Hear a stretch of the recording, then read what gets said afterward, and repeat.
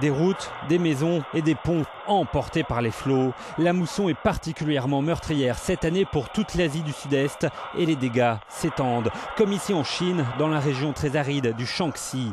Des opérations de recherche menées par les sauveteurs ont permis de retrouver les corps d'une dizaine de victimes noyées. Dans cette région, il n'avait pas plu autant depuis 30 ans. C'est vraiment horrible, je n'ai jamais rien vu de tel. Le torrent a balayé ma maison en quelques secondes, dit cette femme. La Chine, l'Inde, le Pakistan, mais aussi la Birmanie, le Vietnam et le Népal sont touchés. Le gouvernement birman a admis avoir tardé à réagir face aux inondations qui touchent plusieurs régions du pays. De nombreux glissements de terrain ont été recensés.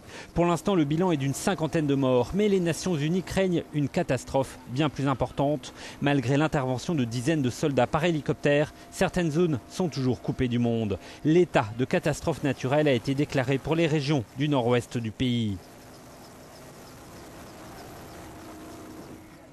En Inde, plus de 5000 villages sont inondés. Plus d'1 million de personnes sont déplacées, surtout dans le Bengale, frappé par un cyclone.